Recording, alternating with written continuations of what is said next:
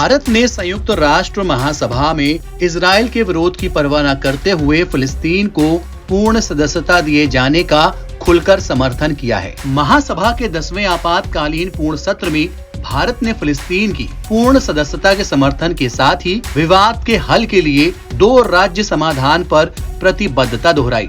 संयुक्त राष्ट्र में भारत की स्थायी प्रतिनिधि रुचिरा कंबोज ने कहा, हम यानी कि भारत संयुक्त राष्ट्र में फिलिस्तीन की सदस्यता का समर्थन करते हैं। इसके साथ ही उन्होंने सुरक्षा परिषद में भी फिलिस्तीन के आवेदन पर पुनर्विचार की उम्मीद जताई। भारत ने गाजा में 7 महीने से अधिक समय से जारी संघर्ष के चलते आए मानवीय संकट को लेकर चिंता जाहिर की। कंबोज ने कहा, हमारे नेतृत्व ने बार बार इस बात पर जोर दिया है कि दोनों पक्षों यानी कि इजराइल और फिलिस्तीन के बीच सीधी और सार्थक बातचीत के माध्यम से 2 राज्य समाधान की स्थायी शांति प्रदान करेगा। उन्होंने आगे कहा, भारत 2 राज्य समाधान का समर्थन करने के लिए प्रतिबद्ध है, जहां फिलिस्तीन के लोग इजराइल की सुरक्षा जरूरतों को ध्यान में रखते हुए एक स्वतंत्र देश में आजादी के साथ रहने में सक्षम हो। स्थायी समाधान पर पहुँचने के लिए हम सभी पक्षों से शीघ्र ही सीधी शांति वार्ता फिर से शुरू करने के लिए अनुकूल परिस्थितियों को बढ़ावा देने का आग्रह करते हैं। भारतीय प्रतिनिधि ने आगे कहा, भारत की दीर्घकालिक स्थिति को ध्यान में रखते हुए हम संयुक्त राष्ट्र में फिलिस्तीन की सदस्यता का समर्थन करते हैं और इसलिए हमने इस प्रस्ताव के पक्ष में मतदान किया है। हमें उम्मीद है कि फिलिस्तीन के आवेदन पर सुरक्षा परिषद उचित समय पर पुनर्विचार करेगी और संयुक्त राष्ट्र का सदस्य बनने के फिलिस्तीन के प्रयास को समर्थन मिलेगा।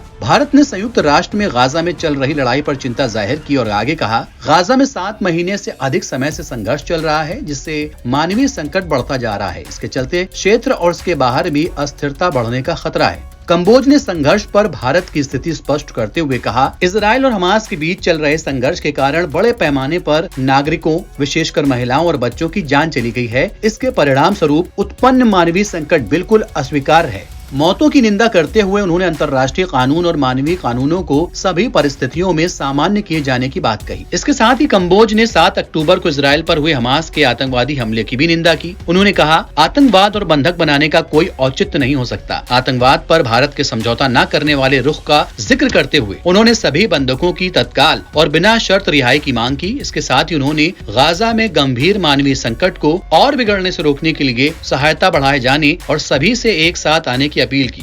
एनबीटी ऑनलाइन की रिपोर्ट।